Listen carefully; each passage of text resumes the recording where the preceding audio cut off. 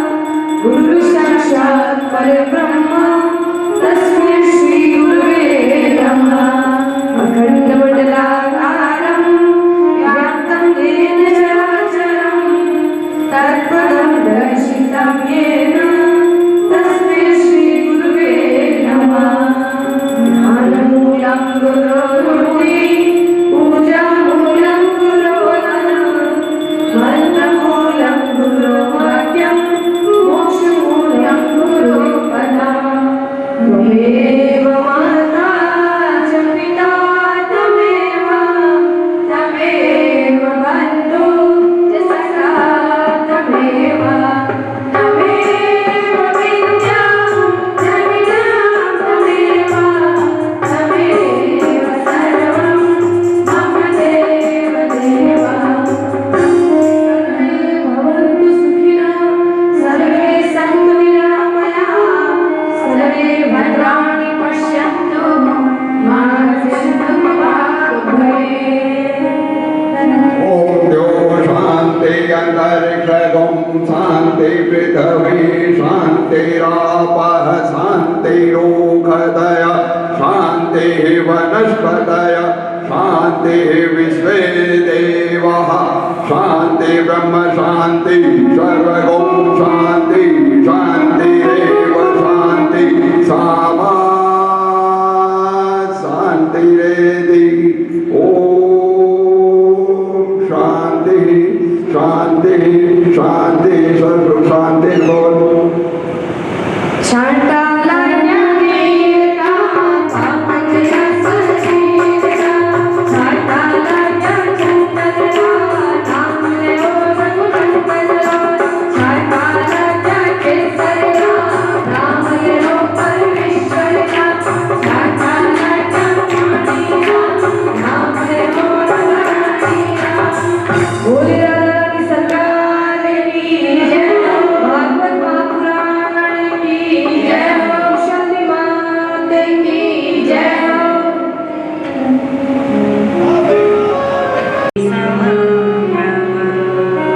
सूर्यकोटि समप्रभ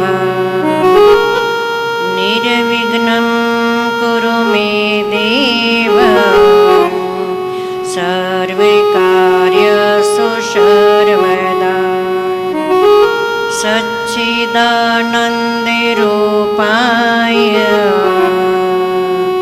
विश्वोत्पत्त्याय हेतवे तापत्रय विनाशाय श्रीकृष्णाय वयं नमः। वासिनाति वासुदेवस्य वासितं भुवनत्रयं सर्वभूतनिवासोऽसि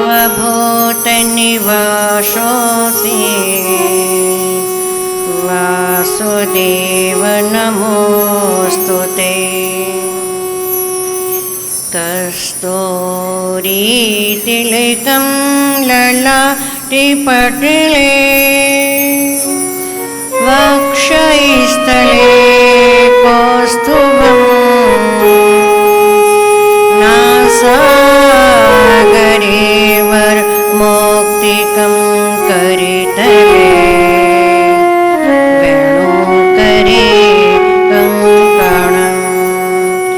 सर्वाङ्गे हरिचन्दनं सुललितं कण्ठे च मुक्तावली गोपैस्त्रीपरिवेष्टितो विजयते गोपालचूडामणिं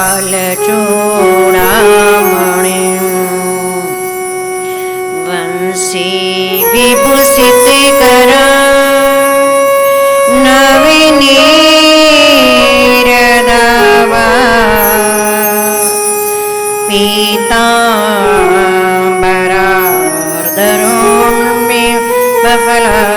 पीताम्बरार्धरोष्ट पूर्णेन्दुसुन्दरी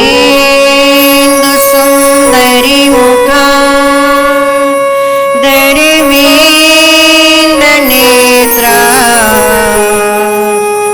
कृष्णात् परं किमपि तत्त्वहं न जाने। ॐ नारायणं नमस्कृत्य नरं चैव नरोत्तमं देवीं सरस्वतीं व्यासं ततो जय मुदीर्ये। नमोऽस्तु ते व्यास विशालबुद्धे पुल्लारविन्द यतपत्रनेत्र येन त्वया भारतितेलपूर्णः प्रज्वालितो ज्ञानमय प्रदीप। वसुदेवसुतं देवं कंसचाणूरमर्दनम्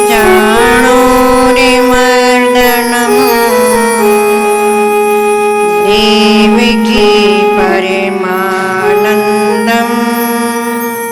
कृष्णं वन्दे जगद्गुरुम्।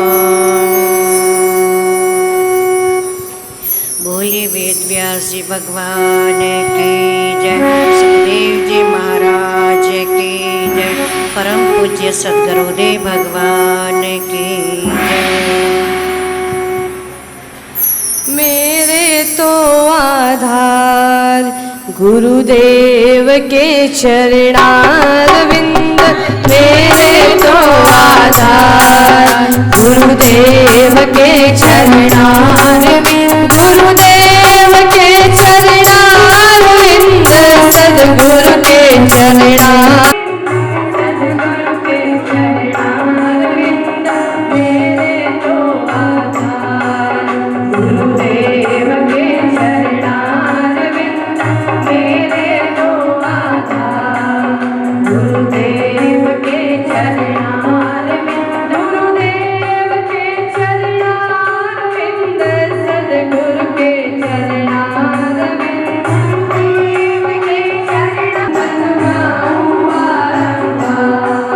चरणारविंद, गुरुदेव के चरणारविंद, गुरुदेव के चरणारविंद, सद्गुरु के चरणारविंद, गुरुदेव के चरणारविंद, श्यामा के चरणारविंद, श्याम के चरणारविंद, श्यामा के चरणारविंद, मेरे तो आधार सीताराम के चरणारविंद, मेरे तो आधार सीताराम के चरणारविंद, राम के चरणारविंद, राघव के चरणारविंद, राम के चरणारविंद, राघव के चरणारविंद, मेरे तो आधार गुरुदेव के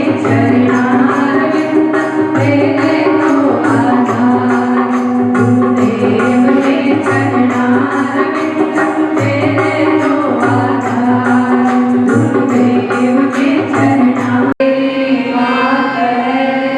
पिता मेरे घनश्याम, पिता मेरे घनश्याम, इन दोनों के चरण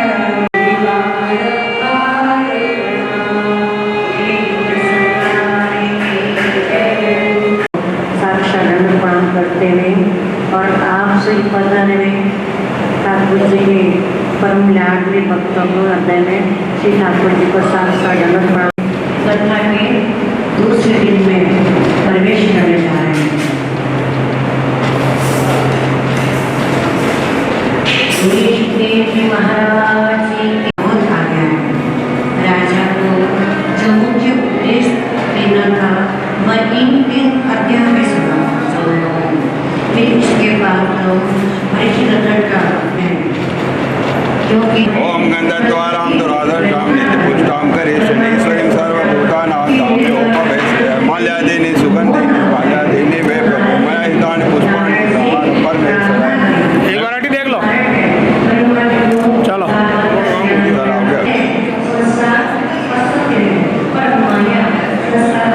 सत्य का आवाज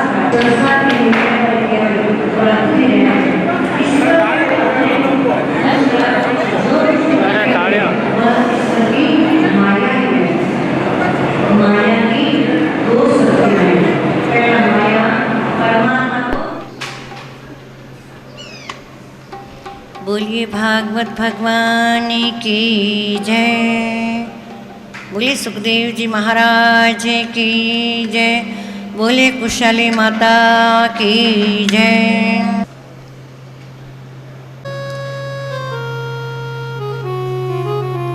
सामूहिक प्रार्थना।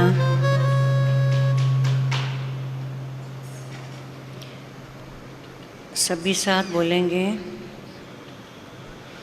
मेरे नाथ, मैं आपको भूलूं नहीं। मैं आपको भूलूं नहीं। मेरे नाथ, मेरे नाथ, मैं आपसे दूर ना रहूं। मैं आपसे दूर ना रहूं। आप मुझसे दूर ना रहें। आप मुझसे दूर ना रहें। मेरे नाथ, मेरे नाथ, आप अपनी कृपा आप अपनी कृपा सदा मुझ पर बनाए रखें। सदा मुझ पर बनाए रखें। आप अपनी कृपा आप अपनी कृपा सदा हम सब पर बनाए रखें। सदा हम सब पर बनाए रखें। घरी घरी मंगलाचारी हो। घर घर मंगलाचार हो। घरी घर तेरो नाम। घर घर तेरो नाम। कृपा हम पर कीजिए। कृपा हम पर कीजिए। कृपा सिंधु भगवान। कृपा सिंधु भगवान। श्री राधा मेरी मात है। श्री राधा मेरी मात है। पिता मेरे घनश्याम। पिता मेरे घनश्याम। इन दोनों के चरण में। इन दोनों के चरण में मेरी बारंबार प्रणाम। मेरी बारंबार प्रणाम। बोलिए युगल सरकार की जय।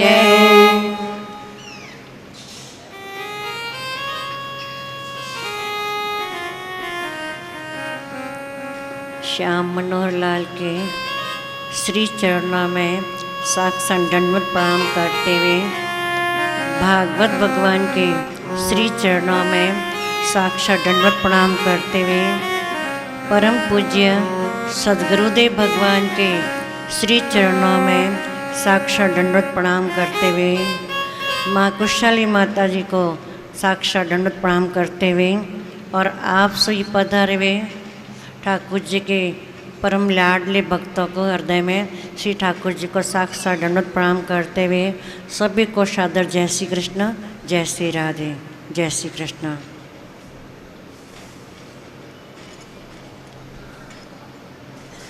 आइए हम अपने चित्त को ठाकुर जी के चरणों में स्थापित करते हुए कथा के दूसरे दिन में प्रवेश करने जा रहे हैं।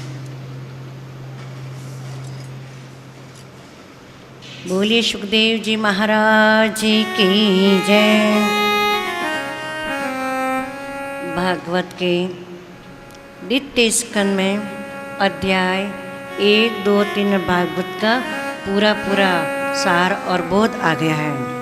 राजा को जो मुख्य उपदेश देना था वह इन 3 अध्याय में समाया हुआ है। फिर इसके बाद तो परीक्षित राजा का मन विषय की ओर न चला जाए, इसलिए सब चरित्र कहे गए हैं। भगवान श्री कृष्ण के समान किसी का ऐश्वर्य नहीं जो ब्रह्म स्वरूप है और अपने धाम में विहार कर रहे हैं। उन श्री कृष्ण को नमस्कार करना चाहिए। बोली श्री कृष्ण चंद्र भगवान की जय। सुखदेव जी राधा कृष्ण को 2 बार नमस्कार करते हैं, क्योंकि सुखदेव जी की गुरु है। यही कारण है कि भागवत में राधा जी का उल्लेख कहीं नहीं है। गुरु का प्रगट नाम लेना शास्त्र निषिद्ध है। परीक्षित ने सुखदेव से पूछा कि अपनी माया से भगवान सृष्टि की रचना कैसे करते हैं। सुखदेव जी ने कहा कि राजन, तुमने जो प्रश्न किया ऐसा ही प्रश्न नारद जी ने ब्रह्मा जी से किया था। ब्रह्मा जी नारद जी से कहते हैं कि भगवान की इच्छा हुई कि एक से अनेक बने, तब उन्होंने 24 तत्व उत्पन्न किए, लेकिन वह तत्व कुछ ना कर सके तो प्रभु ने वो भी सभी तत्वों में प्रवेश किया, तभी से उन तत्वों में चेतन शक्ति प्रकट हुई, तभी से और उन 24 तत्वों से शरीर बने।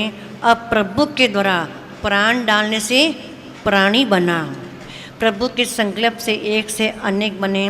द्वितीय स्कंद में ब्रह्म द्वारा सृष्टि की रचना का विस्तार से वर्णन किया गया है। आदि ब्रह्मा जी ने अपने जन्म स्थान कमल पर बैठ के सृष्टि रचना के बारे में कुछ सोच रहे थे, तभी आकाश मार्ग से उन्हें 2 शब्द सुनाई दिए, तप तप। तब ब्रह्मा जी ने 100 वर्ष तक तप किया। जो तप नहीं करता उनका पतन निश्चित है। और उनके तप से प्रसन्न होकर के नारायण ने ब्रह्मा जी को दर्शन दिए और सृष्टि की विस्तार की विधि बतलाई, और नारायण के बताए मार्ग से ब्रह्मा जी ने सृष्टि की रचना कर डाली। ब्रह्मा जी ने सोचा कि मेरे द्वारा रचित सृष्टि से कहीं मोह न हो जाए, तो नारद जी ने नारायण से प्रार्थना करी।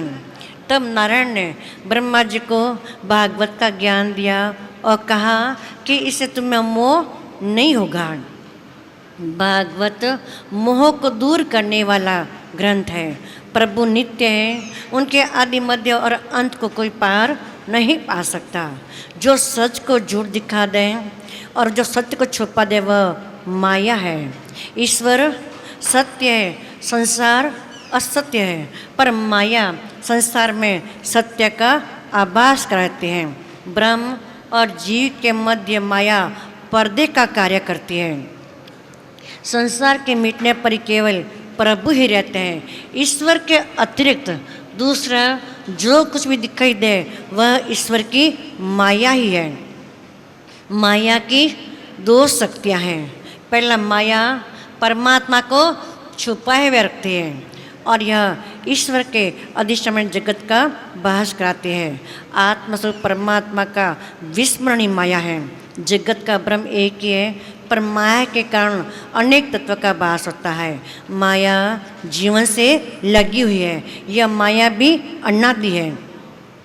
माया का अर्थ है अज्ञान, और इस अज्ञान का विनाश जरूरी है। माया को दूर करने के लिए परमात्मा की शरण में जाना चाहिए। एक बार सुदामा ने श्री कृष्ण से कहा कि मैं आपकी माया के दर्शन करना चाहता हूँ, वह कैसी होती है।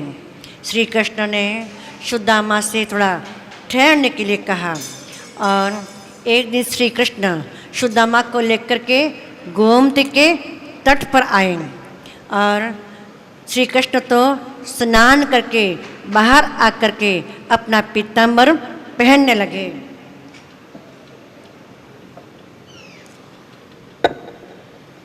बोलिए भक्त वत्सल भगवान की जय।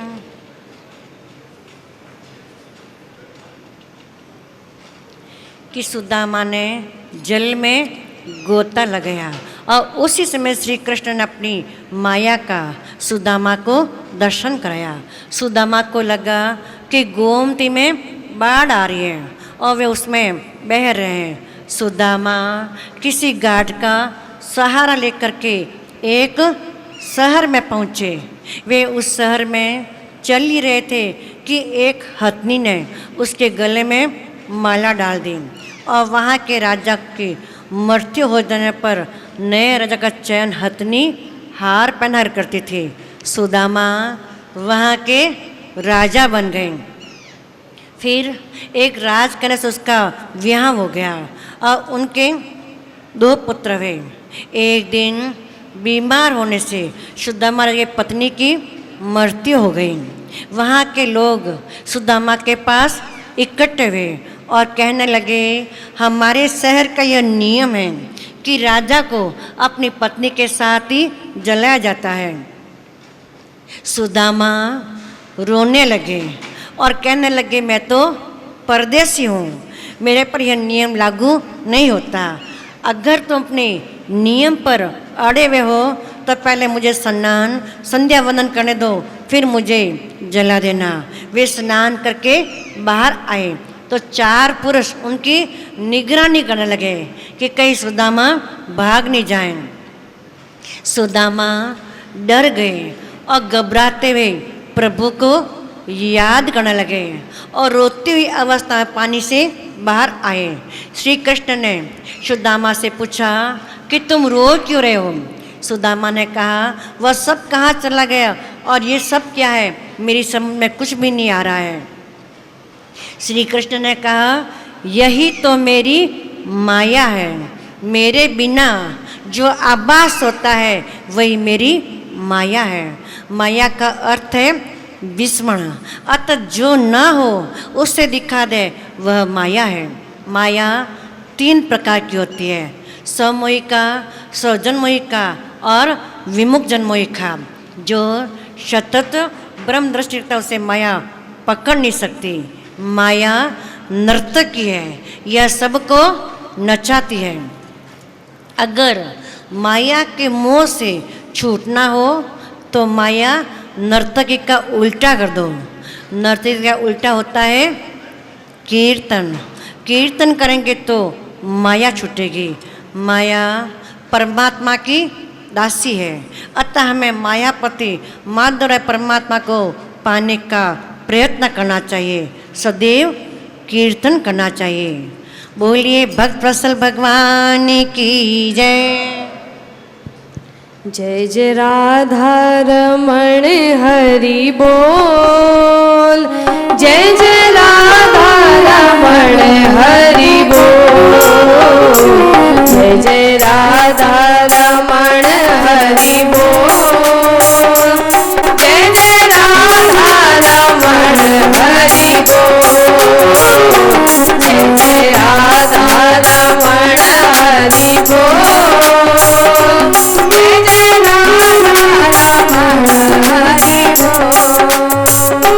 हरि बोल हरि बोल हरि बोल, हरि बोल हरि बोल हरि बोल, हरि बोल हरि बोल हरि बोल, हरि बोल हरि बोल हरि बोल, जय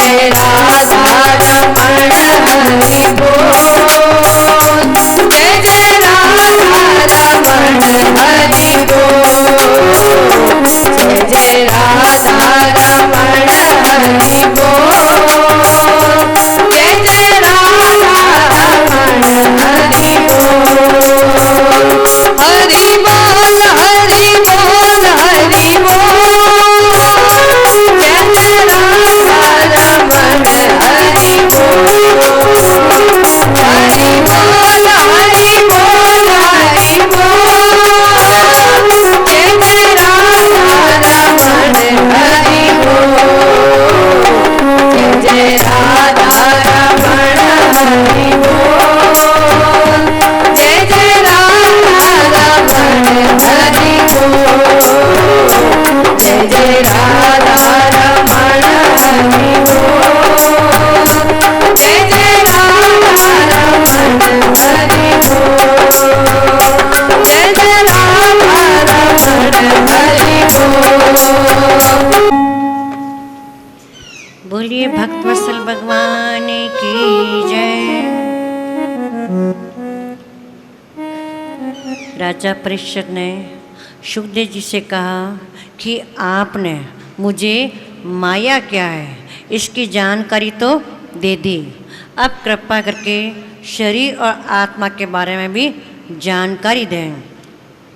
सुखदेव जी कहते हैं, राजन तुमने जो प्रश्न किया ऐसा ही प्रश्न विदुर जी ने मैत्रेय से पूछा था। ये विदुर जी ऐसे थे कि जिनके घर बिना आमंत्रण के भगवान गए थे। परीक्षित ने कहा कि भगवान विदुर जी के यहाँ बिना आमंत्रण के कैसे गए, तब विदुर जी का मैत्रेय से मिलना कब हुआ, यह मैं आपसे सुनना चाहता हूँ। सुखदेव जी कहते हैं, राजन धृतराष्ट्र के पुत्र द्वारा पांडवों के प्रति बढ़ती हुई द्वेष भावना पर अंकुश लगाने के लिए विदुर जी ने कई बार धृतराष्ट्र से कहा, लेकिन उनकी बातों पर उन्होंने ध्यान ही नहीं दिया। वे तो सदैव दुर्योधन का ही पक्ष लेते रहे। तब विदुर जी के मन में आया कि इस राज्य परिवार में रहने से मेरी बुद्धि भी खराब हो जाएगी। अतः उन्होंने राज्य परिवार से मिलने वाली समस्त सुविधाओं का त्याग करके हस्तिनापुर के कुछ दूर कुटिया बना करके अपनी पत्नी सुलभा के साथ वे रहने लगे। वे अपनी कुटिया में हर रोज 3 घंटे कृष्ण कथा, 3 घंटे श्री कृष्ण सेवा और 3 घंटे नामों का जप किया करते। प्रभु की आराधना में उनका अधिकांश समय व्यतीत होता था। वे अपनी कुटिया में तपस्वी की तरह जीवन बिताने लगे। इस तरह उन्हें 12 वर्ष हो गए। 12 की विशेष महत्ता है। अगर कोई 12 वर्ष तक संकल्प ले कोई कार्य करें, जैसे 12 वर्ष तक कोई मंत्र का जप करें और 12 वर्ष तक हरिद्वार गंगा जी स्नान करें, कुछ भी करें, लेकिन जब 12 वर्ष तक संकल्प करके वो कार्य करते हैं तो उसमें सिद्धि जरूर प्राप्त होती है। जिन जिन संतों ने तप किया, मंत्र का जप किया, तो 12 वर्ष तक अगर वो करे तो उनमें सिद्धि जरूर मिलती है। साल में महीने कितने होते हैं? 12। भागवत जी में कितने स्कंद हैं? 12। और जो गीता जी में जो 12वां अध्याय वो भी है भक्ति योग। तो 12 की विशेष महत्ता है। एक दिन विदुर जी नदी स्नान करके लौट रहे थे तो उन्होंने सुना कि द्वारकानाथ पांडवों और कौरवों के बीच संधि कराने हस्तिनापुर आ रहे हैं। धृतराष्ट्र ने अपने सेवकों को द्वारकानाथ के स्वागत की तैयारी करने के लिए और 56 भोग बनाने का आदेश दे दिया। विदुर जी ये सब बातें सुनकर घर लौटे तो बड़े खुश दिखाई दे रहे थे। उनकी पत्नी ने पूछा, स्वामी आज आप बड़े खुश दिखाई दे रहे हो। तब विदुर जी ने कहा कि देवी, द्वारकानाथ कौरवों और पांडवों के मध्य संधि कराने आ रहे हैं, लेकिन मुझे ऐसा लगता है कि 12 वर्ष तक लगातार सत्कर्म करने के परिणाम स्वरूप द्वारकानाथ दुर्योधन के नहीं मेरे लिए आ रहे हैं। मुझे कुछ दिन पूर्व स्वप्न में रथ यात्रा के दर्शन हुए हैं। 12 वर्षों तक मैंने कभी अन्न नहीं खाया, केवल सब्जी खा करके अपने जीवन का निर्वाह किया है। अतः अब मेरा सपना सच्चा होगा। देवी, तुम्हारी तपस्या का फल कल मिलेगा। विदुर पत्नी ने कहा कि स्वामी आपका प्रभु से कोई परिचय भी है। तो विदुर जी ने कहा कि जब मैं श्री कृष्ण को वंदन करता हूँ तो वे मुझे चाचा कहते हैं। मैं तो उनको कई बार कहता हूँ कि आप मुझे चाचा नहीं कहें, मैं तो अधम हूँ, मैं तो आपका दास हूँ, लेकिन वे तो मानते ही नहीं। विदुर पत्नी के मन में विचार आया कि श्री कृष्ण ठाकुर मेरे यहाँ भोजन करें और मैं उन्हें जी भर करके देखूं तो आनंद आ जाए। ऐसा विचार आने पर उन्होंने विदुर जी से कहा, आप कहते हो श्री कृष्ण मेरे परिचित हैं, तो उन्हें अपने घर पधारने का न्योता तो दो। मैं तो प्रभु को भाव से रोज भोग लगाती हूँ, लेकिन अब मेरी इच्छा है कि मेरी दृष्टि के समक्ष प्रत्यक्ष रूप से भोजन करें। विदुर जी कहते, देवी वे मेरे आमंत्रण को अस्वीकार नहीं करेंगे। उनके आगमन से हमें तो आनंद मिलेगा, लेकिन उनको तो कष्ट ही होगा। धृतराष्ट्र ने उनके स्वागत में 56 भोग की तैयारी की है, पर मेरे पास तो बाजी के सिवाय कुछ भी नहीं है। अपने सुख के लिए मैं उनको जरा भी कष्ट देना नहीं चाहता। विदुर पत्नी ने कहा कि मेरे पास भले ही कुछ न हो, परंतु उनके प्रति अपार प्रेम तो है, वह मैं प्रेम ठाकुर जी के चरणों में अर्पित करूंगी। हम जो खाते हैं वही ठाकुर जी को प्रेम से खिलाऊंगी।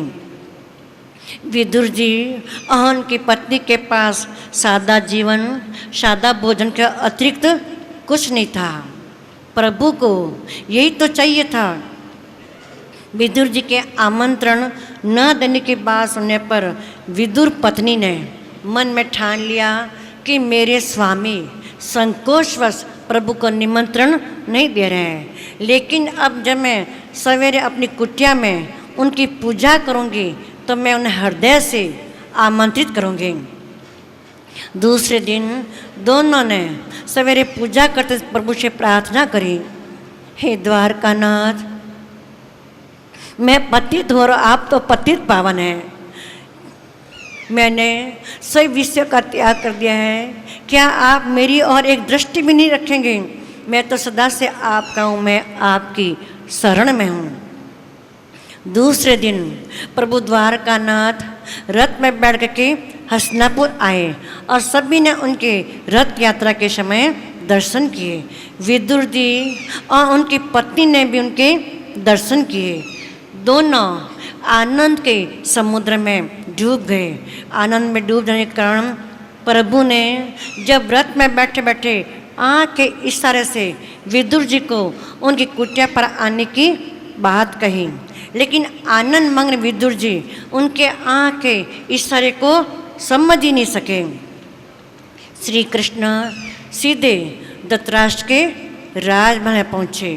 धृतराष्ट्र और दुर्योधन प्रभु के स्वागत की तैयारी में लगे हुए थे। प्रभु ने उनके महल में प्रवेश किया और बोले, आज मैं आपके पास द्वारका के राजा की हैसियत से नहीं अपितु पांडवों का दूत बन करके आया हूँ। पांडवों का नाम सुनते ही दुर्योधन ने भगवान का अपमान कर दिया। दुर्योधन ने कहा कि भीख मांगने से राज्य नहीं मिलता, सुई की नौक के बराबर भी मैं भूमि पांडवों को नहीं दूंगा, मैं युद्ध के लिए तैयार हूँ। दुर्योधन ने श्री कृष्ण की एक नहीं मानी और संधि करने के प्रयास में श्री कृष्ण सफल नहीं हो सके। धृतराष्ट्र बोले कि द्वारकाधीश, आप इन भयंकर झगड़ों से दूर ही रहें, आपके लिए 56 भोग तैयार है, आप आराम से भोजन करें। श्री कृष्ण ने कहा कि तुम्हारे घर का अन्न खाने से मेरी बुद्धि भी भ्रष्ट हो जाएगी। भोजन के प्रश्न पर श्री कृष्ण ने वह उपस्थित सभी लोगों को निराश कर दिया। उस समय वाकण द्रोणाचार्य ने पूछा कि आप सभी के आमंत्रण को अस्वीकार कर रहे हैं तो फिर भोजन के लिए कहाँ जाएंगे? भोजन का समय हो गया है, कहीं न कहीं तो आपको भोजन करना पड़ेगा, आप मेरे घर चलिए। भगवान ने उनको भी इनकार कर दिया और कहा कि मैं तो मेरे एक भक्त के यहाँ जाऊँगा। वे समझ गए हो न हो श्री कृष्ण जी विदुर जी के यहाँ जाएंगे। विदुर जी और उनकी पत्नी अपनी कुटिया में बैठे प्रभु से प्रार्थना कर रहे हैं, हे प्रभु, आप मेरे घर क्यों नहीं पधारे हो? ऐसा विचार करते करते वे दोनों श्री कृष्ण के नाम का संकीर्तन करने लगे। थोड़ी देर में बिना बुलाए श्री कृष्ण जी विदुर जी के द्वार पर आकर के खड़े हो गए और दरवाजे को खटखटाने लगे और बोले, चाचा जी मैं आ गया हूँ। विदुर जी ने कहा कि देवी, द्वारकानाथ आए हैं, ऐसा लगता है। ज्यों ही उन्होंने दरवाजा खोला तो एक साथ उनको नारायण के दर्शन हुए। बोलिए भक्त वत्सल भगवान की जय।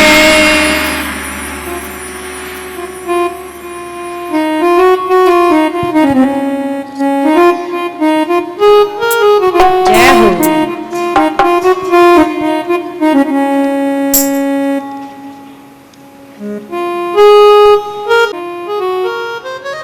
अति हर्ष के कारण वे उन्हें आसन तक नहीं दे सके।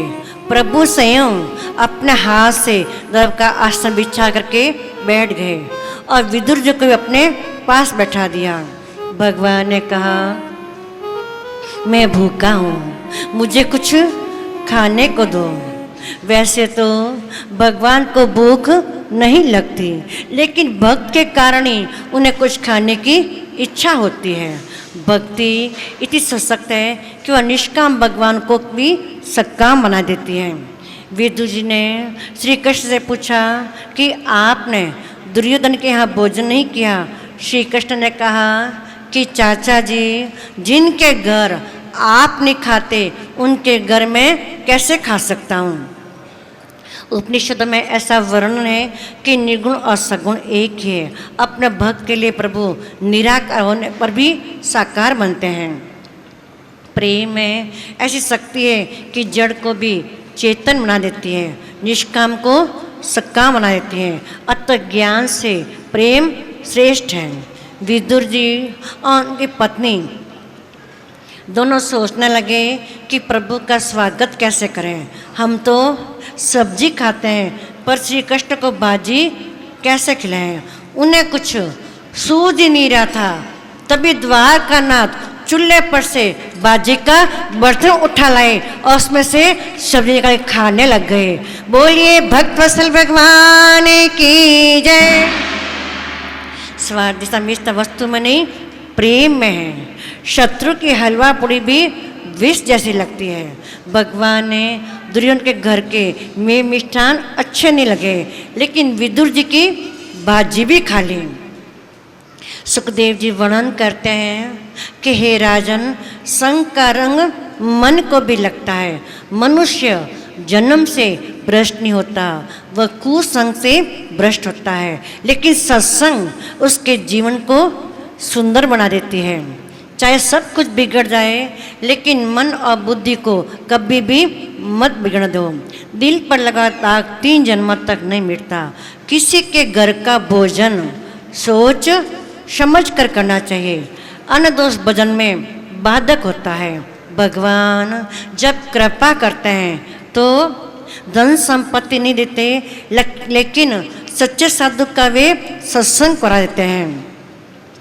सुखदेव जी वर्णन करते हैं कि जब श्री कृष्ण शोधाम गमन किया तो उद्धव उनके पास थे।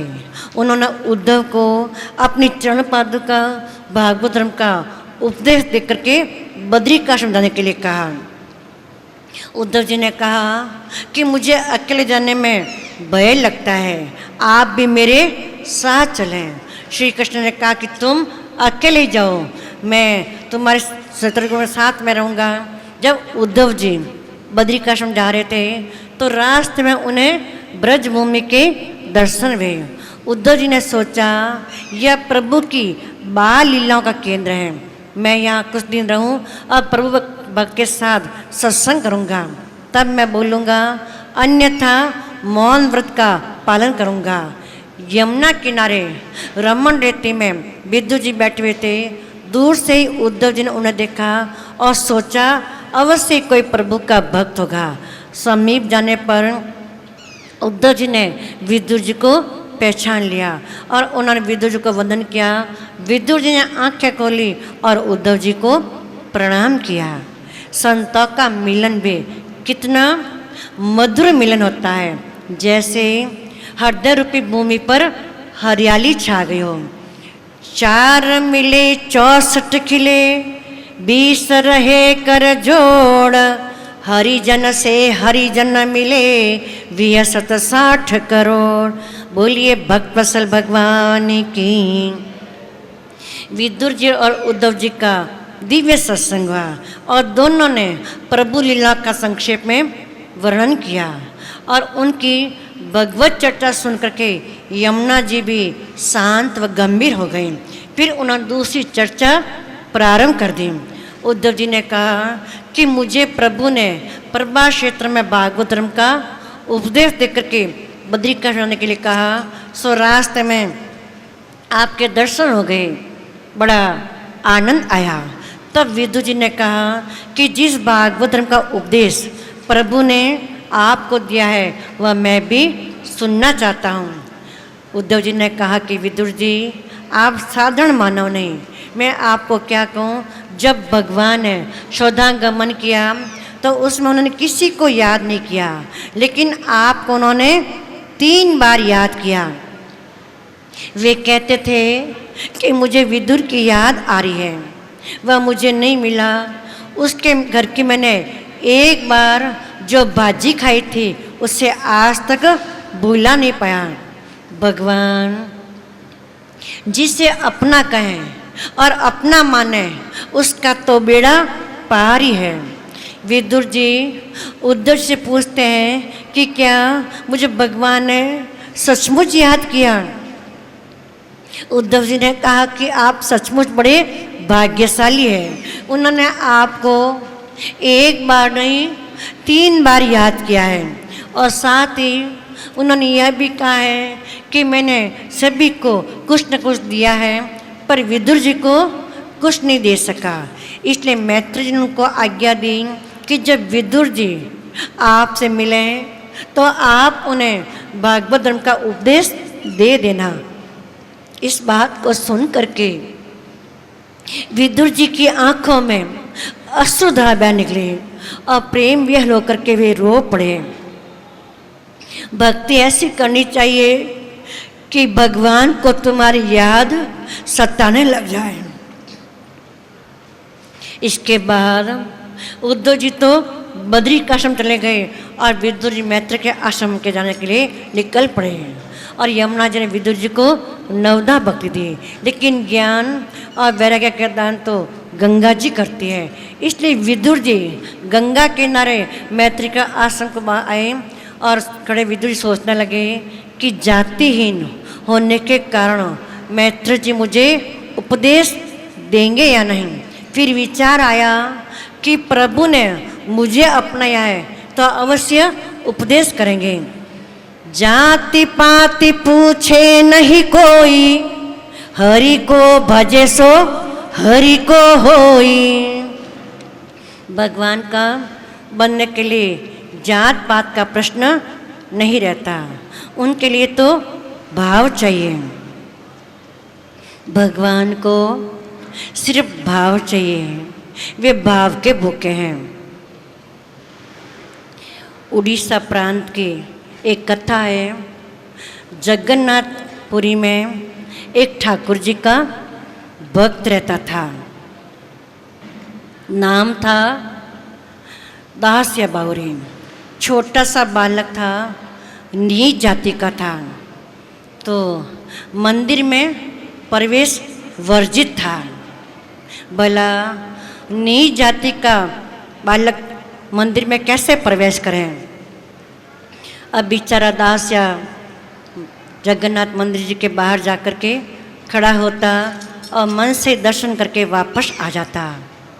एक बार गर्मी का सीज़न था, गर्मी का मौसम था, आम की ऋतु थी, तो उस दास यार बेचारे ने सोचा कि आज ठाकुर जी के लिए मैं आम लेकर के जाऊं और ठाकुर जी को यह आम चढ़ाऊंगा।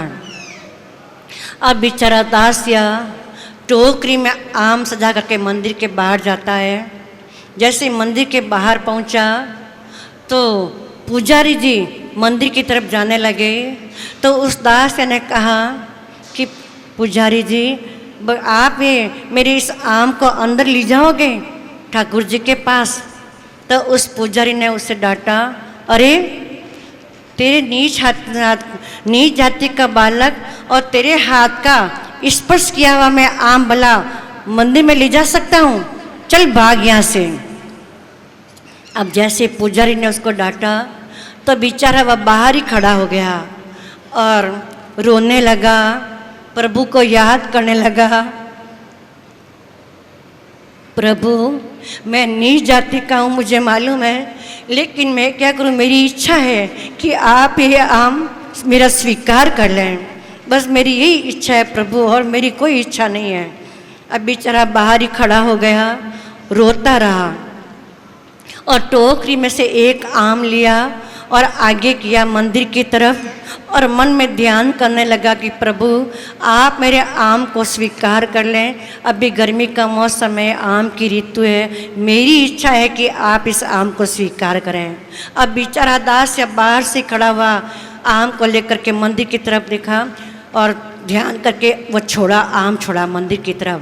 जैसे ही वह आम छोड़ा तो वह आम न नीचे गया न ऊपर गया, बीच में ही अदृश्य हो गया।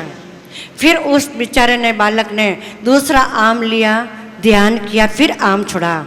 ऐसे करते करते पूरी टोकरी खाली हो गई। अब आम कहाँ गए पता नहीं, न नीचे गए न ऊपर, बीच में ही अदृश्य हो गए। बेचारा दास घर चला आया और दूसरे दिन अब जैसे ही पुजारी जी मंदिर में पूजा करने गए तो पूजा जब की, सब सफाई करी मंदिर की, तो देखा कि मंदिर के ठाकुर जी के विग्रह के पीछे जितने उस दास के आम थे उन सब आम की गुठलियों का ढेर मंदिर के विग्रह के पीछे लगा हुआ था। बोलिए भक्त वत्सल भगवान की जय। पुजारी ने कहा कि मैंने जिस बालक को कहा कि तू नीच जाति का है, चल भाग यहाँ से, तेरे हाथ का स्पर्श किया हुआ आम भगवान स्वीकार नहीं करेंगे, लेकिन भाव के कारण प्रभु ने स्वीकार किया है। तो प्रभु को तो सिर्फ भाव चाहिए, वे तो भाव के भूखे हैं। प्रार्थना करें, हे प्रभु निष्काम भक्ति हमें प्राप्त हो, मैं तुम्हें याद करता रहूं, मैं तुम्हें रिंझाता रहूं, बस ये भाव आते रहें। मुझे तो बस प्रभु आपकी याद आती रहे, मैं आपको रिंझाता रहूं, ऐसा भाव करें। प्रभु भाव के भूखे हैं। बोलिए भक्त वत्सल भगवान की। प्रभु के बनने के लिए जात पात का प्रश्न नहीं रहता, उनको तो सिर्फ भाव चाहिए। जाति पाति पूछे नहीं कोई, हरि को भजे सो हरि को होई। बोलिए भक्त वत्सल भगवान की जय। मैत्री जी द्वारा वेद जी को बताई हुई कथा सुखदेव जी परीक्षित जी कहते हैं कि हमारे देश में कश्यप नामक के बड़े ऋषि हुए और उनकी पत्नी का नाम था दीति। एक दिन सायकाल में दीति ने 16 श्रृंगार करके अपने पति से पुत्र रत्न की कामना करी। ऋषि ने कहा, देवी यह समय नहीं है, सायकाल में भगवान शंकर जीव को निहारने के लिए भ्रमण करते हैं और अगर इस समय वे अपन को देखेंगे तो उनका अपमान होगा, अपमान से अनर्थ होगा। शंकर भगवान देख लेंगे तो वे हमें दंड देंगे। गृहस्थ आश्रम विलास के लिए नहीं, वैराग्य के लिए हैं। दीति ने कश्यप की बात नहीं मानी। कश्यप दीति के दुरागे झुक गए। अंत में दीति को अपनी गलती का ज्ञान हुआ, लेकिन गलती तो हो गई। दीति ने अपनी गलती के लिए शंकर जी से क्षमा प्रार्थना करी और अपने पतिदेव की पूजा करी। लेकिन कश्यप जी ने अपनी पत्नी से कह दिया, तुम्हारे यहाँ राक्षस पैदा होंगे। अगर पति पत्नी संयम का पालन न करें तो पापी प्रजा की उत्पत्ति होती है। दीति ने जब जाना कि मेरे राक्षस होंगे तो वह घबरा गई। उसे घबराई अवस्था में देख करके कश्यप ने कहा कि घबराओ नहीं देवी, उनका सहार करने के लिए भगवान स्वयं आएंगे। दीति ने कहा तब तो मेरे पुत्र भाग्यशाली होंगे। कश्यप ने कहा कि तेरा पुत्र बड़ा भगवत भक्त होगा और पहला नाम से जगत में विख्यात होगा। दीति गर्भवती हुई और उसने जाना कि मेरे गर्भ से राक्षस उत्पन्न होंगे और देवताओं को कष्ट देंगे। तब उसने कई वर्षों तक अपने गर्भ को धारण किए रखा। देवता घबराए और ब्रह्मा जी के पास गए और पूछा, ब्रह्मदेव दीति के गर्भ में ऐसा कौन है कि उसके जन्म से पूर्व ही हमारे भीतर घबराहट का संचार हो रहा है।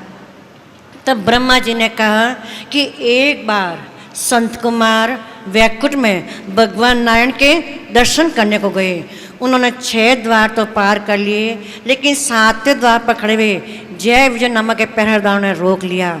संत कुमार ने कहा, हम तो गोपिनदारी हैं, हम माता पिता से मिलने जा रहे हैं, हम उनके दर्शन के अधिकारी हैं और तुम हमें रोक रहे हो। पहरेदारों ने कहा कि जब तक हमें अंदर से आज्ञा नहीं मिल जाती तब तक आपको अंदर नहीं जाने देंगे, तब तक आपको यही ठहरना होगा। संत कुमार यह सुनकर के क्रोधित हो उठे। क्रोध काम का छोटा भाई है जिससे मारना बड़ा कठिन है। ज्ञानी पुरुष का पतन काम से नहीं क्रोध से होता है। भगवान आए और उनकी नजरें नीची थी, उन्हें पूर्ण दर्शन नहीं हुए। संत कुमारों ने समझ लिया कि हमारा क्रोध ही प्रभु दर्शन में बाधक बना हुआ है, हमें और तप करना चाहिए और वे तपस्या करने के लिए निकल पड़े। दीति के यहाँ जय विजय ने बालक में जन्म लिया और उनके नाम रखे गए हरण्याक्ष व हरण्याकश्यप। वे रोज बढ़ने लगे। वे दोनों लोभ के स्वरूप है और लोभ रोज ज़्यादा बढ़ता ही है। हरण्याक्ष का अर्थ संग्रहवती और हरण्याकश्यप का अर्थ है भोगवर्ती। हरण्याकश्यप ने उपयोग किया, वह हरण्याक्ष बहुत कुछ एकत्रित किया। इन दोनों के अवतार के मानने के लिए भगवान ने क्रमशः वाराणरण और नरसिंह शरण का स्वरूप धारण किया। हरण्याक्ष के मन में आया कि मैं सारी संपत्ति स्वर्ग से ले आऊं। वह दिन प्रतिदिन स्वर्ग से संपत्ति लाता रहा और उसका लोभ और बढ़ा और वह पाताल का धन लेने के चला।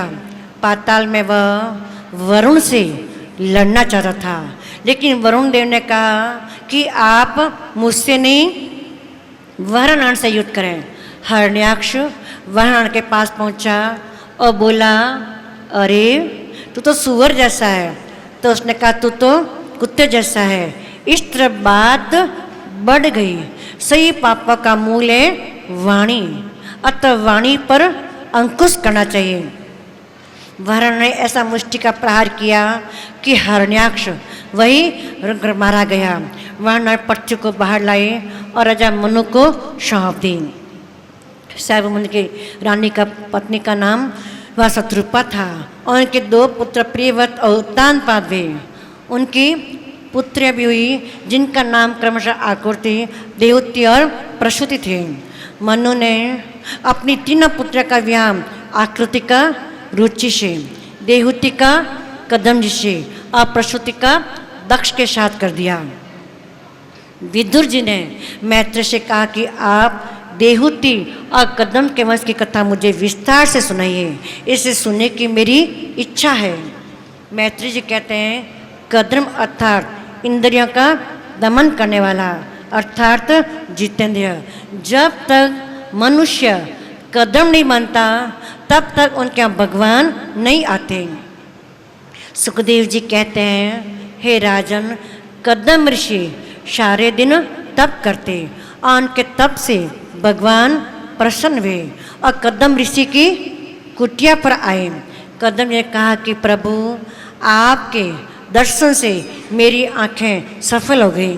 मेरे पिता ब्रह्मा जी ने मुझे विवाह करने की आज्ञा दी है, अतः आप मुझे धर्माचरण के लिए ऐसी स्त्री दिलाएं जिससे मैं विवाह करूं और जो मुझे पाप कर्म से रोकती हुई प्रभु की ओर ले जाएं। संसार सागर को पार करने के लिए स्त्री नौका है और पुरुष उस नौका का नाविक है। कोई भी अकेला धर्म मार्ग में आगे नहीं बढ़ सकता। तब भगवान ने कहा कि 2 दिन बाद महाराज मनु तुम्हारे अपने पुत्र देहुति का हाथ में सौंपने आएंगे। नारद जी के कहने से महाराज मनु अपनी पुत्री देहुति को साथ लेकर के कदम जी के आए।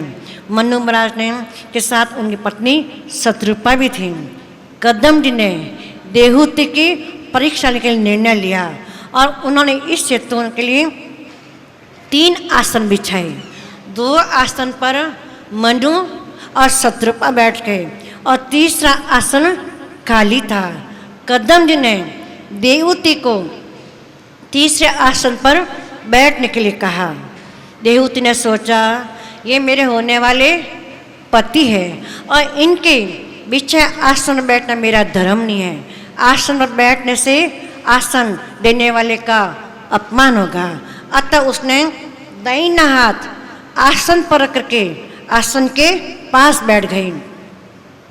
कदम ने सोचा, यह कन्या विवाह करने योग्य है। मनु महाराज ने कहा कि मैं इस कन्या को आपके अर्पण करना चाहता हूँ। विवाह से पूर्व आपको एक प्रतिज्ञा करनी होगी कि जब मेरे एक पुत्र होगा उस दिन मैं लौकिक संबंध छोड़कर संन्यास ग्रहण कर लूँगा। ऐसा कदम जी ने कहा। मेरा विवाह विलास के लिए नहीं, काम विनाश के लिए होगा। विवाह के समय कई बार सावधान सावधान कहा जाता है, लेकिन कोई सावधान होता नहीं। कदम मुनि ने आदर्श बताया कि मेरा विवाह एक शतपुत्र के लिए होगा, इसके बाद मैं संन्यास लूँगा। अगर यह प्रतिज्ञा तुम्हारी कन्या को मान्य हो तो मैं विवाह करने के लिए तैयार हूँ। मनु महाराज ने कहा कि बेटी, यह तो शादी से पूर्व ही संन्यास की बातें कर रहे हैं, किंतु देहूति भी कोई साधारण कन्या नहीं थी। सुखदेव जी कहते हैं कि देहूति ने कहा कि मुझे ऐसे ही पति की जरूरत थी, मुझे जितेंद्र पति मिले, इससे बढ़कर और क्या सुंदर है। देवहूति, देव को बुलाने वाली शक्ति ही देव होती है। निष्काम बुद्धि ही देव को बुला सकती है। मनु महाराज ने विधि पूर्वक कन्यादान किया और कदम जी और देवहूति का विवाह हो गया। कदम जी देवहूति कदम जी के आश्रम में रहने लगे। दोनों एक कुटिया में रहते हुए तपस्वी और तपस्विनी की तरह जीवन बिताने लगे। इस तरह वे 12 वर्ष तक दोनों संयमी और निर्विकार रहे। देखो यहाँ भी 12 वर्ष से तपस्या करी है, सारे दिन वे तपस्या करते हैं। कदम जीवात्माएं और देवहूति बुद्धि। 12 वर्ष के बाद एक दिन कदम ने देखा कि मेरी पत्नी देवहूति बहुत ही दुबली हो गई है और उसने अपना सारा शरीर सुखा दिया है। तब उन्होंने देवहूति से कहा, देवी तुम कुछ गो। देवहूति ने कहा कि आप जैसे ज्ञानी पति मुझे मिल गए, इससे बड़ा क्या वरदान है। मैं तो इतना मांगती हूँ कि मेरा सौभाग्य अखंडित रहे। फिर भी यदि आप देना चाहते हैं तो एक बालक का मुझे दान दे दीजिए। कदम जी बोले, देवी मैं तुम्हें दिव्य शरीर अर्पण करूँगा, पहले तुम नदी में स्नान करके आओ। ज्यों ही सरस्वती में स्नान करके बाहर आई तय उनका शरीर ही बदल गया। कदम जी ने संकल्प के बल पर एक विमान बुलाया और दोनों उसमें बैठ के घूमने निकल गए। प्रारंभ में देवहूति के 9 कन्याएं हुई पर पुत्र नहीं हुआ। 9 कन्या का अर्थ है नवदा भक्ति। नवदा भक्ति बिना ज्ञान नहीं होता। 9 कन्याओं के जन्म के बाद कदम जी संन्यास लेने के तत्पर हुए। तब देवहूति ने कहा, नाथ आपने तो वचन दिया था कि एक पुत्र के बाद संन्यास लेंगे। कदम जी ठहर गए और दोनों ने मिलकर के कई वर्षों तक कठोर साधना करी। तब साक्षात नारायण ने उनके घर अवतार लेने के लिए निश्चय किया। उसमें ब्रह्मा जी और अन्य देवता कदम के आश्रम में आए और कदम से बोले कि तुम्हारा गृहस्थ आश्रम धर्म सफल हुआ। मैत्र जी ने कहा, हे विदुर जी, जब देवहूति के गर्भ में कपिल देव मुनि ने वास किया तब कदम ऋषिवर उसके मुखारविंद का प्रकाश देख करके बोले, हे राजपुत्री, तेरे गर्भ में परम परमेश्वर अवतार लेने के लिए वास्ते आए हैं, सो तो किसी बात की चिंता मत कर। अब हम तप करने जाएंगे, तुम मेरी प्रीति कम करो। यह वचन सुनते ही देवहूति बहुत ही प्रसन्न होकर के बोले, प्राणनाथ, मैं इस बात का किस प्रकार विश्वास करूं। देवहूति अपने पति को कह ही रही थी कि उसी समय ब्रह्मा देवता ने आकर के देवहूति को निश्चय कराने के लिए कहा कि राजपुत्री, तेरा जप तप नियम धर्म सब सफल हुआ। अब तेरे गर्भ में परम परमेश्वर कपिल देव मुनि अवतार लेकर के संसार में तेरा यश व कीर्ति बढ़ाएंगे। ऐसा कह करके देवता लोग देवहूति और कदम ऋषि परिक्रमा करके अपने अपने स्थान को चले गए। देवहूति को हरि मंदिर जान के उनके दर्शन से बहुत ही आनंदित हुए। जब 10 महीने बीतने के उपरांत कपिल देव मुनि ने अवतार लिया। बोलिए कपिल देव भगवान की जय। उस समय देवताओं ने आनंद की धुंधुली बजाई। अब से आकाश में आकर के अपने अपने विमानों पर नाचने लगे। तीनों लोकों में मंगलाचार हुआ। चारों दिशाओं में प्रकाश फैल गया। बोलिए कपिल देव भगवान की जय। जब कदम ऋषिवर उनके पूर्ण ब्रह्म जाना, तब उनके सामने इस प्रकार स्तुति करी कि हे आदि पुरुष भगवान, तुम्हारा नाम लेने और तुम्हारे दर्शन करने से संसारी जीव भवसागर पार उतर जाते हैं। आपका दर्शन बड़े बड़े योगी मुनि को जल्दी ध्यान में नहीं मिलता। मेरा बड़ा भाग्य है जो आपने मेरे यहाँ अवतार लिया।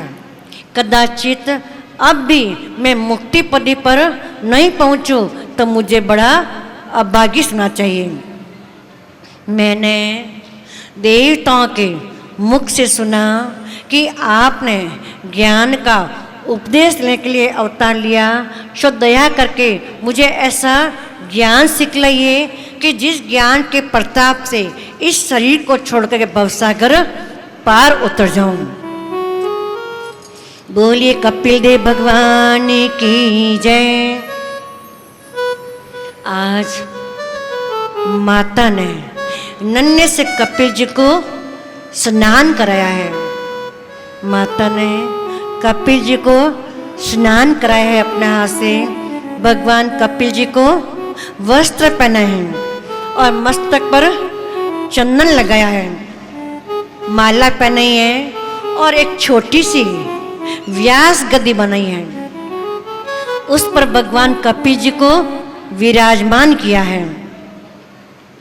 कपिल जी ने कहा, माता ये आज क्या कर रही हो? आज ये क्या हो रहा है? ये उल्टी गंगा बह रही है कि माता अपने पुत्र का पूजन कर रही है? मैया ने कहा, आज तो मैं वही कर रही हूँ पुत्र जो मुझे पहले ही करना था। आज मुझे तुम रोक नहीं सकते ऐसा करने से। मैया ने पूजन करके भगवान कपिल जी को व्यास गद्दी पर विराजमान किया है। यहाँ से शुरू होता है कपिल देहुत संवाद। यह बड़े गौर से सुनने का है।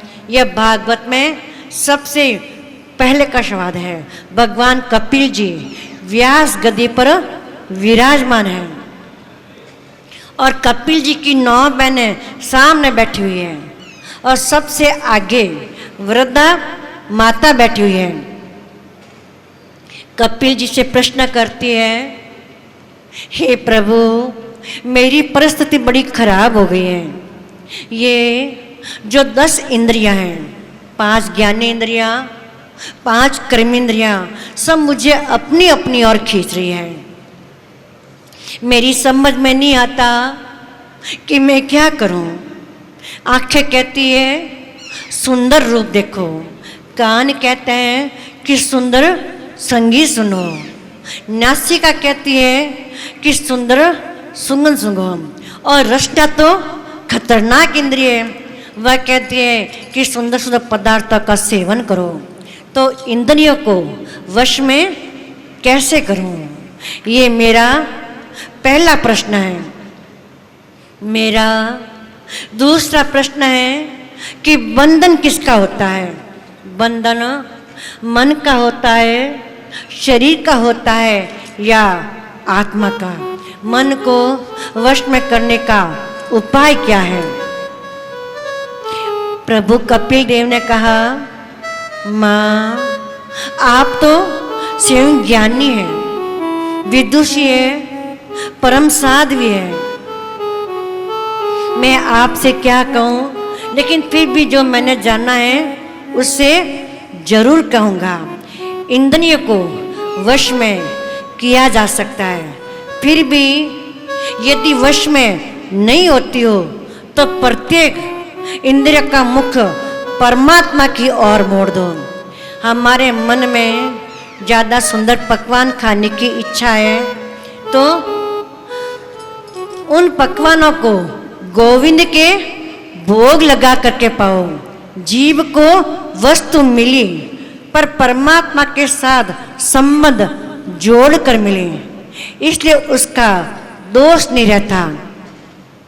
दूसरी बात है माता कि जहाँ तक बंधन का कारण है आत्मा का बंधन नहीं होता, इसलिए आत्मा की मुक्ति का सोचना भी अपराध है। जिसका बंधन ही नहीं उसकी मुक्ति कैसी? आत्मा की कोई मुक्ति नहीं होती, बंधन और मुक्ति तो केवल मन की होती है। माँ, मन ही बंधन में डालता है और मन ही मुक्ति देता है। यदि विषय के प्रति मन में आसक्ति है तो हम बंधे हुए हैं और मन विषय से हट गया तो हमारी मुक्ति हो गई। इसलिए मन को विषयों से अनासक्त बनाओ और मन को अनासक्त बनाने का कारण है पहला है सत्संग। सत्संग करें, महापुरुषों के सामने बैठ करके परमात्मा की दिव्य लीलाओं का रसास्वादन करें, क्योंकि भगवान के बारे में जब तक जानकारी नहीं होगी तो उसमें मन लगेगा कैसे?